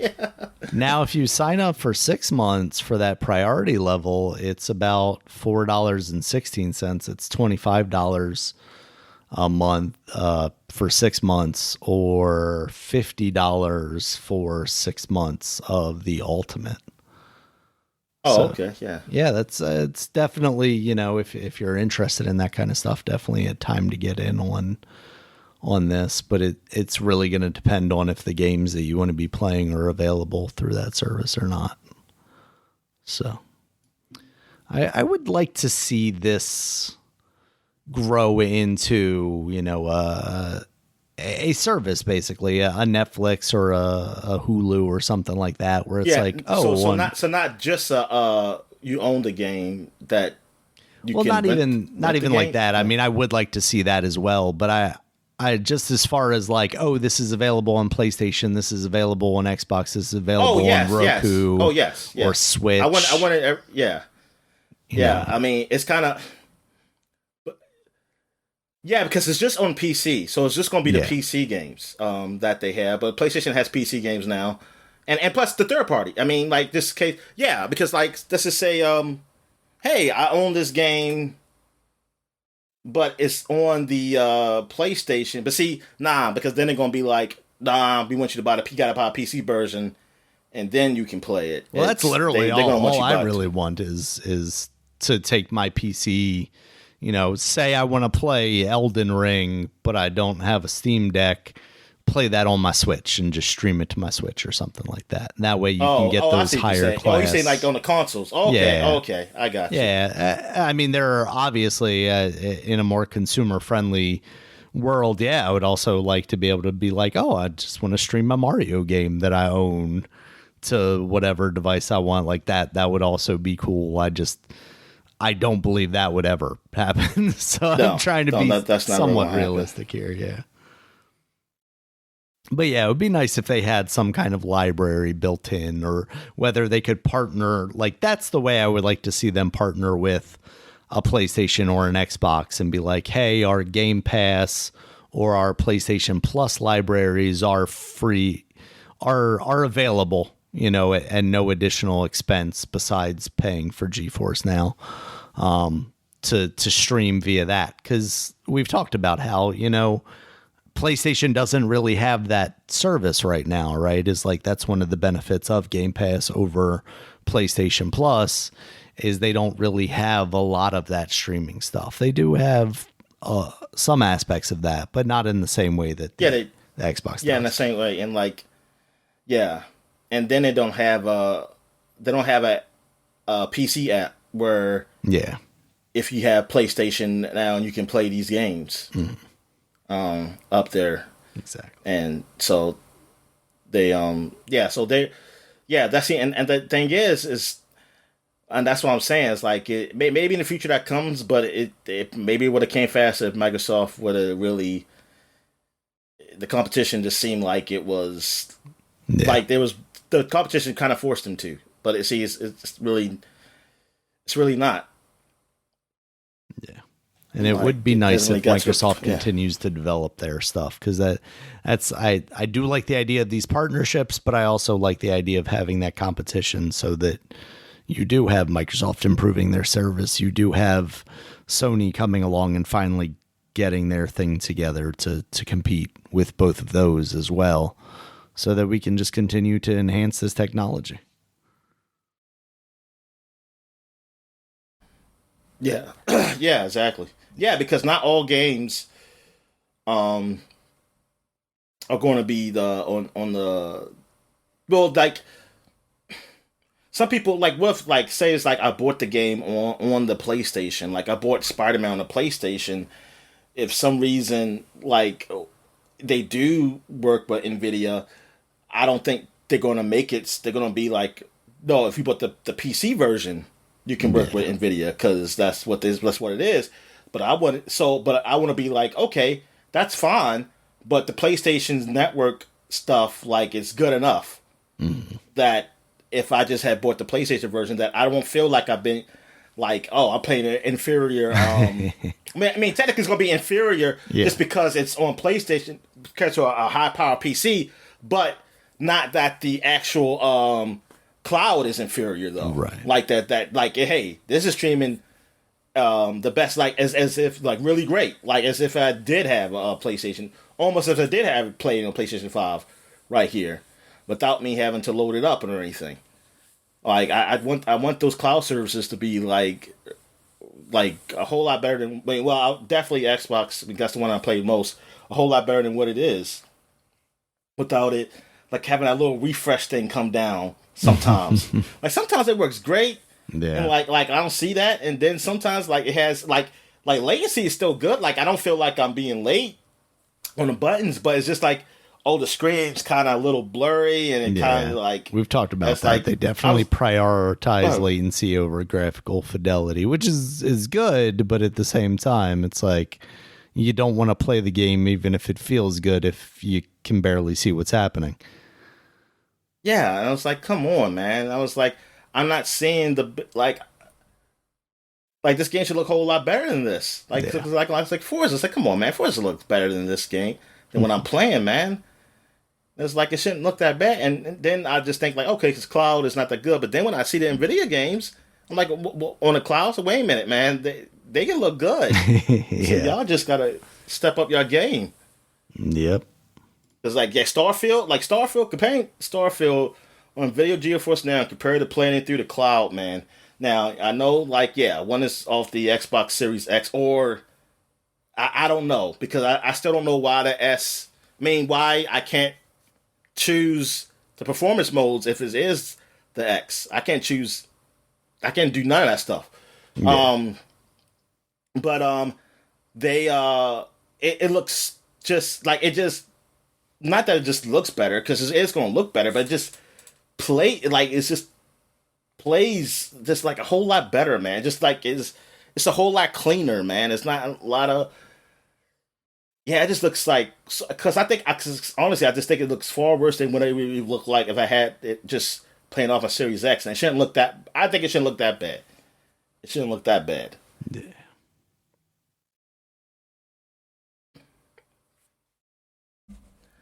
All right, then, Dominic, that is all the game news I saw for this week. Anything else that you might have saw that you think is worth mentioning?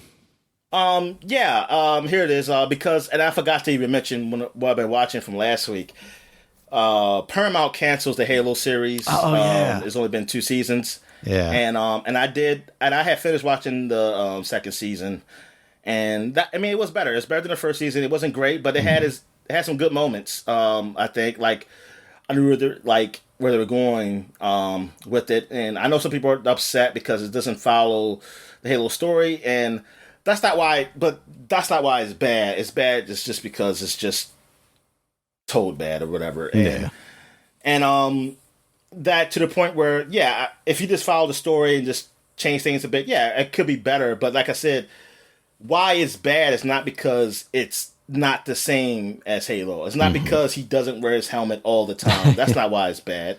And that's not why it's bad. I mean, because if it was, because it still could be good if he doesn't wear his helmet all the time. It's just up to how the writers do their thing. I mean, the actor's fine. It's just the way the story develops. That's really what it is. It's like it goes places that it probably didn't need to go, and it just didn't tell the way he told the story wasn't that great. I mean, but the parts when they get to the action and stuff like that, it was good, and I kind of wish it was more of that, and it almost implies like, oh, season 3 is really going to be action, but it's like, man, I should have did it this one. This was the one y'all should have did it. Yeah. Like, don't wait till the third. It's like, what are you doing? Even though, like, this is more than this first season, yes, but really, like, I do agree with this. Like, he's out of his arm. It's not just he just don't have a helmet on. He's out of his armor a lot this season because of the story. And that's, look, I'm okay with that, but but now that I know that it's been canceled, I mean, they are shopping it around for a third one, but because of what happened, like how people talked about the first season, I feel like you couldn't do that. You can't do that now. Yeah. Like, I feel like this should have been straight like Master Chief stuff, and you build a story around that, not around what happened or whatever. Like maybe like what happened in this. I mean, I'm out fine. I'll spoil it. What like with him because the government is hiding stuff and they trying to really get him killed because the stuff he knows that, but they trying to hide it from the public, and that's why they basically grounded him and stuff like that and took his armor away. They're building their own soldiers. Well, like based off him in the program, the Spartan program. Yeah. But so he's out of his uniform a lot, and it's like, you know what, that an episode would be good. Like if you did that for an episode and that was a story, fine. 2 is a little stretch, fine, but it's like it's too much. It's too many episodes, man. That he was out of his uniform. I mean, it's a lot of season, and I think like okay, yeah, they this wasn't right. This wasn't done right. Like maybe he probably should not. They should not have it like that. And yeah, man, it just sucks. And now, like especially when you look at the Fallout and Last of Us and how like these shows are getting nominated. Amazon's gonna pick up Halo and turn it into a 12 Emmy nominated series or something like that. Yeah. So so it's like, man, yeah, like someone said, it feels like this is a show that should have like maybe like 10 or more so years ago you could get away with because hey, it's a video game show and blah blah blah. But now you got these shows doing what they do. Like even if you want to talk about Arcane, with the League of Legends, which like it has a story, but you know playing through the game, isn't it? It's all stuff you have to read to know the story. Yeah. And I don't even know if it follows it, and I don't even give a damn because it's good. Because it's good. The first one got I don't know if it won an award or it got. I know it definitely got nominated. It might have won something. And now that's coming back. So I'm excited for that. So So it's like man, y'all gotta step your game up. To be I ain't say you gotta be no freaking award winning show, but you gotta be decent. You gotta be something. You gotta be in the game at least. So yeah.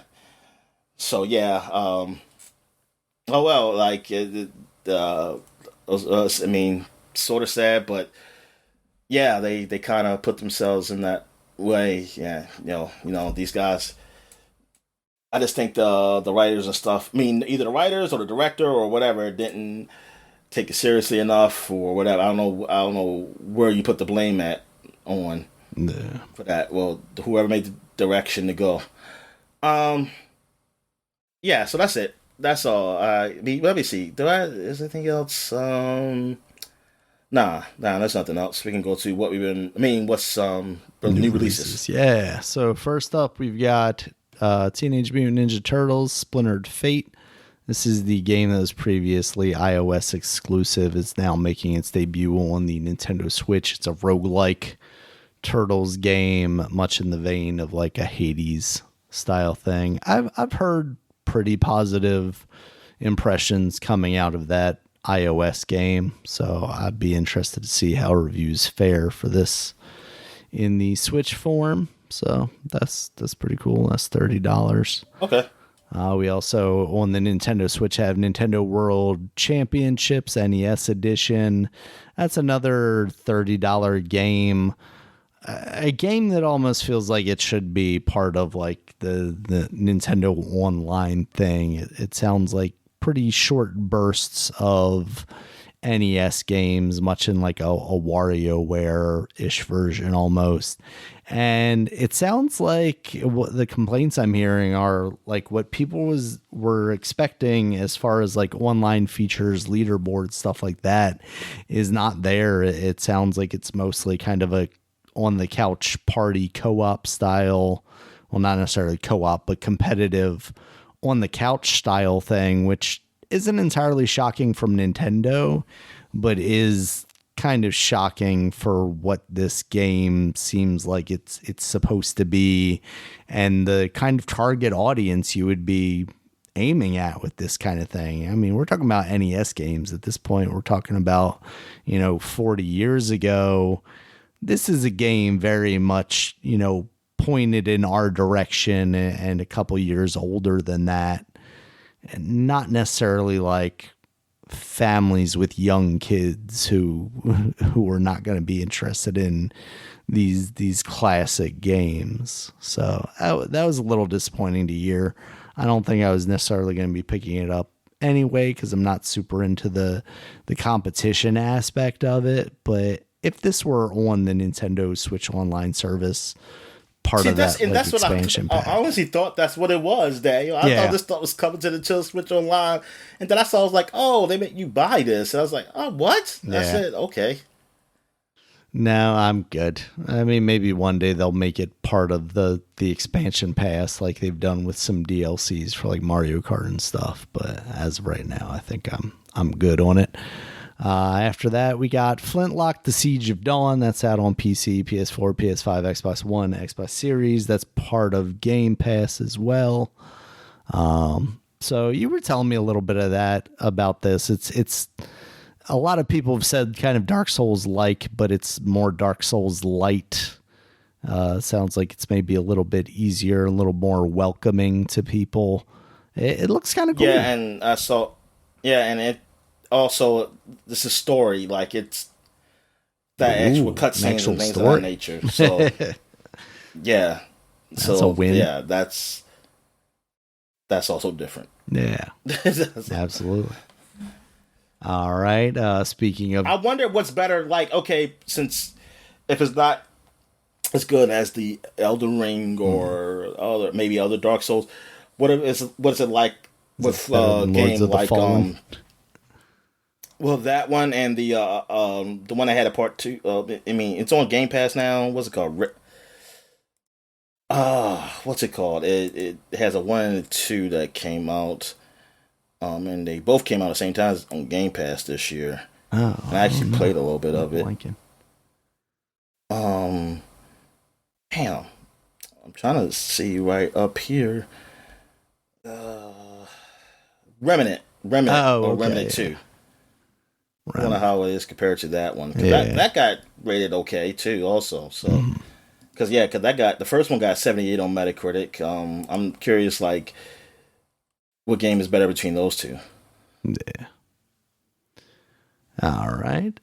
Next up, we've got Dungeons of Hinterberg. That is out on PC and Xbox Series. That is also on Game Pass.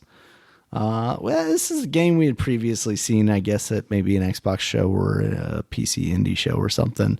And it looks pretty cool. You're this woman with a sword, and you appear to be exploring what I would imagine are the dungeons of the Hinterberg. So I'd definitely be interested in giving this a shot. Yeah. Yeah. I mean, I still don't know what it is. I just saw pretty decent reviews. Yeah. So I was like, I just try it. It seemed like some people like it and think it's all right. It's got 82 on Metacritic. Yeah. Yeah, just the Game Pass right now. I'm like, man, there's a couple of things I'd be interested in trying. The what about the Magical Delicacy? I don't know. I was just looking at that too. Like, is that new? Or because sometimes older games come out and I just probably never heard of them. Come on, Game Pass. Yeah, this kind of reminds me of that one game that was more like fantasy, where it was you going out in this fantasy world, fighting monsters, getting ingredients, and then coming back to the kitchen and cooking. And that's almost what it sounds like from the description of this. Plays the young witch Flora and discover a bustling town in this Metroidvania-inspired wholesome cooking game. So yeah, that does sound kind of cool. Magical. Got an 85 on Metacritic. Delicacy.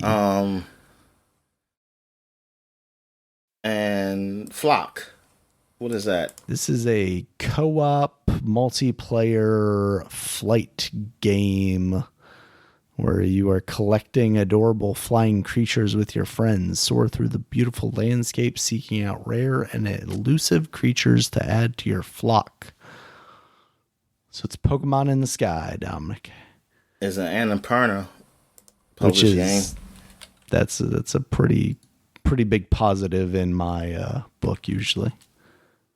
So yeah, this looks weird as you might expect from an Annapurna game, but pretty cool. Definitely something I would be interested to load up on the cloud and give it a quick shot to see if it catches me. Another It got a 8 out of 10 on GameSpot. Oh, yeah, okay. 6.9 out of 10 on IGN though. Gotcha. That's only 2 I see. I don't see the Metacritic come up. I mean, positive reviews on Steam, but there's all user reviews. Well, let me see. Fuck on Metacritic. That's a different game. Oh, is it the flock exclamation point with the sheep? Yeah, I remember. Yeah, yeah. That is a different game. All right. So yeah, I don't know. So yeah, that's only 2 reviews I see. So yeah, so something. I mean, hey, got on Game Pass, you can just easily try it. Yeah, it looks neat. All right, next up is Kunitsu-Gami, Path of the Goddess. That's out on PC, PS4, PS5, Xbox One, Xbox Series, as you mentioned earlier. Also on Game Pass. Seems like it might be worth giving a shot to. It sounded like you enjoyed it. Yeah. So definitely maybe load that up as well. And then here it is, Dominic. EA Sports College Football 25 for the PS5 and Xbox Series. What do you think? Yeah, excited about the prospect. Yeah, they have been doing that for PC for a while. PC. Yeah, because Madden's been coming on. But Madden, FIFA. I don't know about NHL. Maybe NHL, but I'm not sure. I think it's been a while since NHL's come on PC. And so but anyway. Yeah, this game has been really popular, man. I think this had like 2 million sales of just the early access edition, when you get 4 days, which is like $100 for that. So hey, man. So you know what? No more. I guess. Look, I mean, the people who complain probably don't buy it, which I always find funny. People say y'all complain, but then you go buy it. It's like I'm not the one who's buying it. There's a lot of people who buy it who don't complain about it. It's like, doesn't mean I'm the one buying it, but no, yeah. I mean, this is why they do it. This is why they put this stuff out, because they know people, they can't wait. If it's available to play, the fear of missing out, man, the FOMO, as the kids like to call it.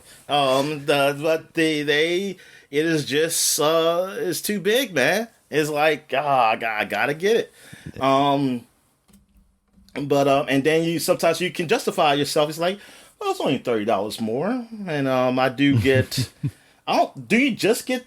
They probably give you something else too, right? With that early access, it's not just you get it early. Do they give you like some? Yeah, I'm sure there's something you probably those get cards or something, or Ultimate Team or some shit. Ultimate Team something. Yeah. Yeah, so you can kind of do some mental gymnastics to justify that stuff, and you can probably just say, "Oh, $30 not that big; it ain't nothing." Yeah. Because about how amount of time I've been putting into this game, it's all right. But yeah, so this game is it's huge shit, man. Like they've gotten a lot of people playing it. I think I forgot the numbers it showed on for Friday when it came out, but.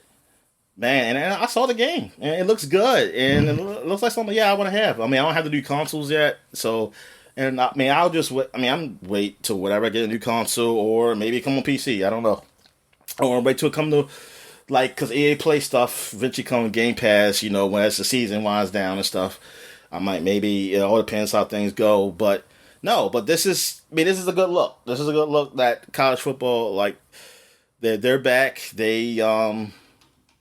And it looks like they did a good job with the atmosphere and everything.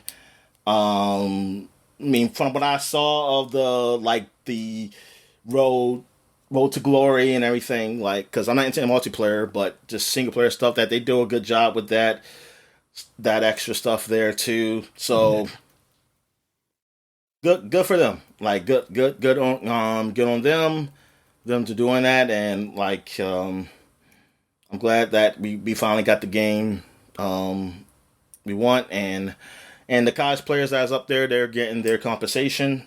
So good for them for doing that also. Absolutely.